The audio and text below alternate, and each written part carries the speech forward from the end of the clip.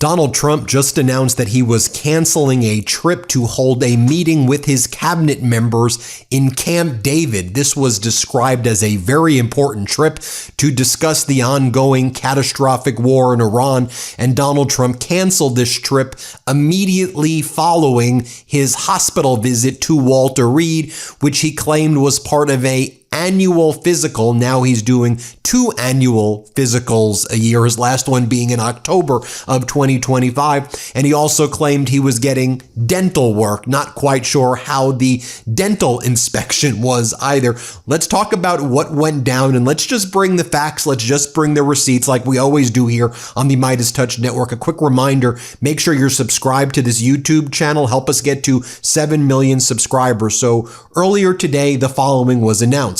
Donald Trump was convening a full cabinet meeting at Camp David tomorrow on Wednesday, with Iran expected to dominate the agenda, including the recent U.S. strikes in the Strait of Hormuz, the ongoing ceasefire negotiations, the nuclear deal, and the Strait of Hormuz disruption. So that was reported. Lots of people said, well, that's interesting. He rarely goes to Camp David. I mean, he previously invited the Taliban to Camp David during his first term on 9/11 after releasing 5,000 Taliban prisoners and saying he was going to withdraw in May of 2020, and then never did that, and then refused to communicate with former President Biden about any transition, and then tried to blame Biden for Donald Trump releasing the Taliban prisoners when the result of the Taliban taking over Afghanistan, and when you don't coordinate with the then existing government of Afghanistan, everybody could predicted that, the same way everyone would predict that Iran would control the Strait of Hormuz. But, that's Donald Trump, a loser through and through. So anyway, this was a big deal that he was holding this cabinet meeting. Then he announced the following: just finished my 6-month physical at Walter Reed Military Medical Center. Everything checked out perfectly. And he put perfectly in caps. That's how you know. When he puts it in caps, everybody, it's meaningful. I'm being sarcastic. Thank you to the great doctors and staff. Heading back to the White House, DJT, and then Fox News State Regime Media immediately publishes President Trump shares results from his 6-month physical at Walter Reed. Everything checked out perfectly. Earth to State Regime Media, that's not sharing the results. You know what sharing results are? Actually sharing results. The testing, the data, the actual metrics, not posting on social media. Everything checked out perfectly.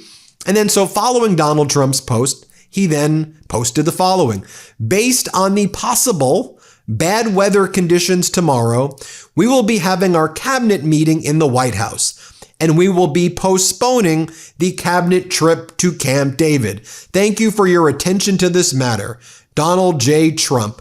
Then he also posted, following this purported medical exam where everything went great at Walter Reed. Sure, Donald. He posted a message that was a copy and paste of a message that he posted May 18, 2026. Look at the May 26, 2026. Look at May 18, 2026. The exact same message. And one would think that reposting this message, especially given the content, also raises lots of red flags. Here's what the post said: if Iran surrenders, admits their navy is gone and resting at the bottom of the sea, and their air force is no longer with us, and if the entire military walks out of Tehran, weapons drop and hands held high, each shouting, I surrender, while wildly waving the representative white flag, if their entire remaining leadership signs all necessary documents of surrender and admits their defeat to the great power and force of the magnificent USA, the failing New York Times, the China Street Journal,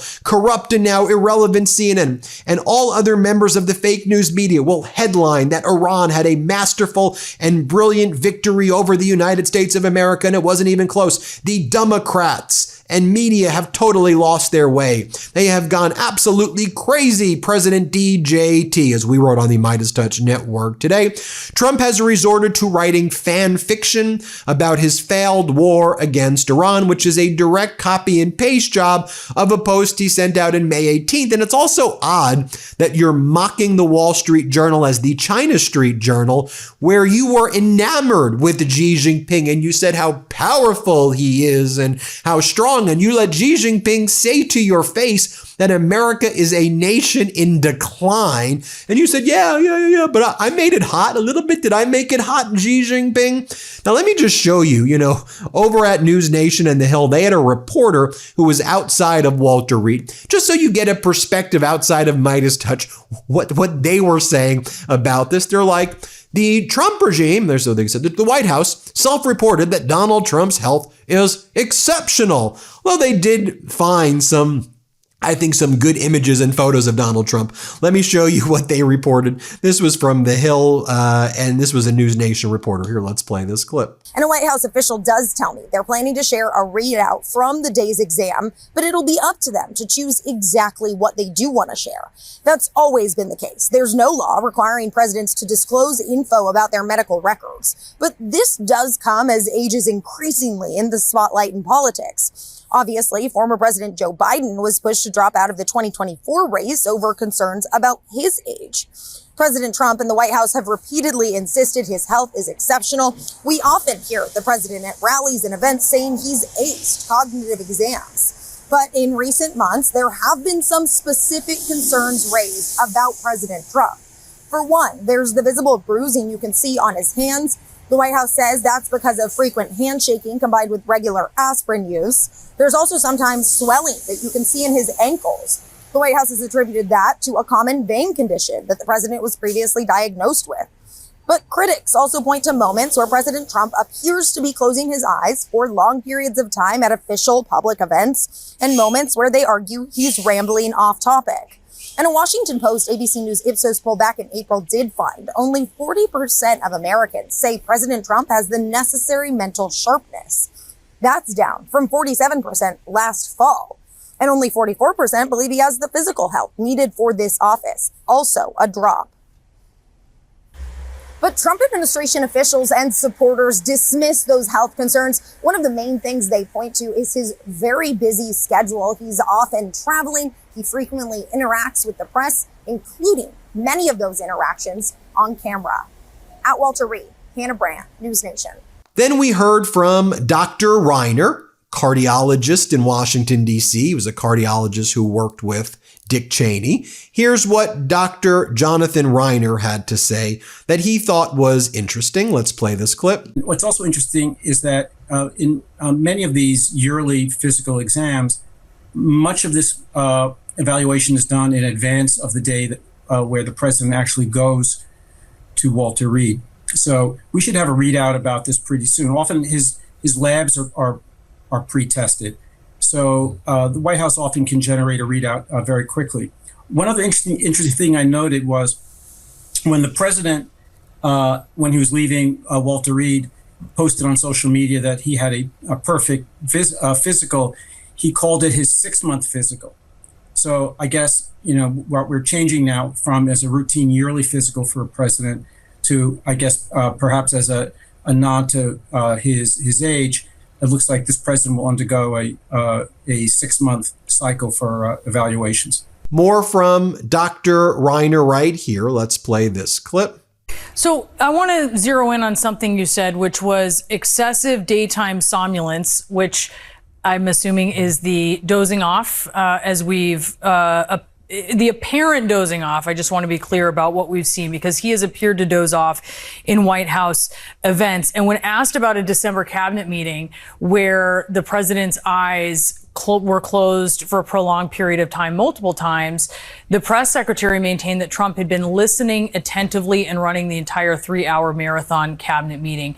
Talk to us about that. I mean, I'm not a medical expert, but when I'm thinking of someone who's almost 80, I would think of a little dozing off here or there to maybe be kind of normal. Is that not normal? Well, we've seen the president appear to rest his eyes when someone is talking directly to him. And that is distinctly abnormal. It's unusual to be surrounded by people in the Oval Office and you fall asleep. We know the president is up late at night using social media. That's not really in question. And it may be something as simple as he just has poor sleep hygiene. When we're trying to get people to sleep better, We tell them not to do any work in the bedroom, to put down their phones, try and get a consistent time to go to sleep. The president has incredible demands on his time. And he's almost 80 years old, and even more reason for the president to get some rest. Insomnia is a dangerous thing for an older person. It increases the risk of cardiac events. It increases hypertension. It increases the risk of dementia and depression. And often when an older person doesn't feel right, one of the first questions we ask them is, tell me about your sleep. How much sleep are you getting? And if you've ever seen an older person in a hospital where it looks like they're losing it, it's often because it's very hard to sleep in hospitals. So every American should want this president to work efficiently and effectively during the day. And if I was part of his medical team, I would really urge him to try and get more effective sleep. It's part of overall wellness. And more from Dr. Reiner talking about Donald Trump's severe daytime somnolence. In other words, that Trump constantly is falling asleep. Although while Trump is constantly falling asleep, he likes to make up for it by posting photos of former President Biden falling asleep. But like quite literally, Biden didn't do that. I mean, Biden was sleeping at the beach. And Biden was sleeping on vacation. That's where I saw Biden sleeping. Trump is literally the person in this photo that Trump is trying to mock Biden for being. This is literally what Trump looks like when he's there. And anyway, here's what Dr. Reiner had to say. Play this clip. I do want to see this during this examination, a credible explanation for his visible health concerns, his bruising, which initially was described as due to vigorous handshaking, which is not credible. His severe edema in his ankles, which was described as chronic venous insufficiency, when just 3 months before, 1 year ago, his examination disclosed that he had no edema, which would then make it acute venous insufficiency, which is an entirely different thing. And finally, the president has severe daytime somnolence. He falls asleep very often. He's fallen asleep in the Oval Office on multiple occasions with people talking to him in the cabinet room, and was concerned yesterday that he might have fallen asleep at Arlington National Cemetery during Memorial Day observances. And chronic insomnia is a severe illness. It can result in an increase in the risk of dementia, decrease in cognitive effects in older people. It's equivalent to about increasing your age by about 3.5 years. It increases your cardiac risk of having a heart attack or developing congestive heart failure, and it can produce a decline in your sort of mental functions, like it could increase depression, anxiety. So it's a real problem, and the president appears to struggle to stay awake during the day. And I'd like to hear what the White House has done to evaluate why the president has this increased daytime somnolence and what they're doing to improve that. And with all of this weirdness and oddity taking place, I'll just show you what one of Donald Trump's cabinet members was doing today as he was preparing to go to Camp David, which was then canceled. You have HHS Secretary RFK Jr. doing this right before Donald Trump canceled the meeting in Camp David and moved it to the White House. Play this clip.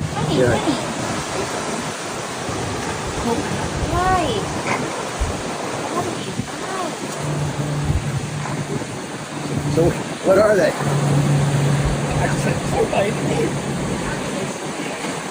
Well, they're having sex.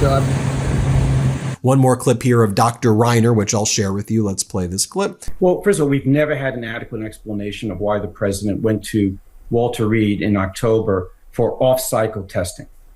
The president's team hates taking the president to Walter Reed, and they only take the president there when there is testing that they need to do that cannot be accomplished at the White House. The White House has a prodigious capacity to test and treat the president and his team. So you only go to Walter Reed when you need something like a CAT scan or an MRI scan or some other invasive modality. And it's never been adequately explained why they took the president there.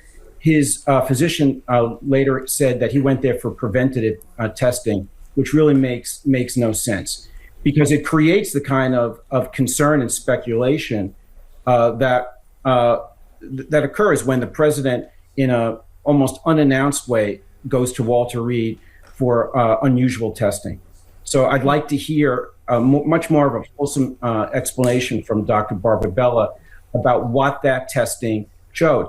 One other thing, I'll be very interested to see what testing they do today, because if they repeat some of the scans that have been done in the last year or so, then that tells us that they are surveilling something, and that's never been disclosed to us. And then here's what our own Dr. Gupta had to say. Let's play this clip of Dr. Gupta. Well, Ben, I had a chance to speak to a lot of radiology colleagues at the best academic institutions in the country over the last 24 hours, because, I want to make sure that we're getting the very best expertise across specialties for Meidas and Meidas Health. No one is aware of getting an MRI of the torso, which is what the results that were summarized in the physician's note that Carolyn Levitt read out. It doesn't exist. They had justified getting an MRI of the torso for primary screening of some sort of medical process because he's older. And, that doesn't exist.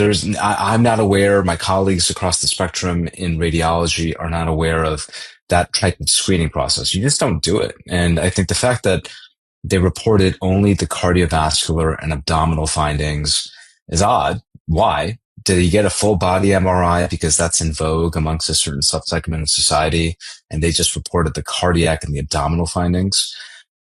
Okay. Then why did they leave out everything else? Did they just get a torso MRI? Why? There is no clinical guideline that exists. And again, these are the most credentialed radiologists in the country. I challenge anybody to find a group of folks that is more credentialed and more accomplished and knows, what to do and when to do MRIs than the folks I've spoken with. No one is aware of any type of screening guideline to say, yes, as you age, get an MRI of the heart and of your abdomen. So the whole thing is just unusual. And the fact that they're drawing attention to it and that he's teased it, now drawing more attention to it, it doesn't make any sense. I think they're creating more problems for themselves than they're actually solving. Well, there you have it, folks. We will be focused on this every step of the way here at the MeidasTouch Network. Let me know what you think about this all. Now hit subscribe. Help us get to 7 million subscribers. We appreciate you. We're grateful for you. Subscribe. Tell me what you think in the comments below. Want to stay plugged in? Become a subscriber to our Substack at MeidasPlus.com. You'll get daily recaps from Ron Filipkowski, ad-free episodes of our podcast, and more exclusive content only available at MeidasPlus.com.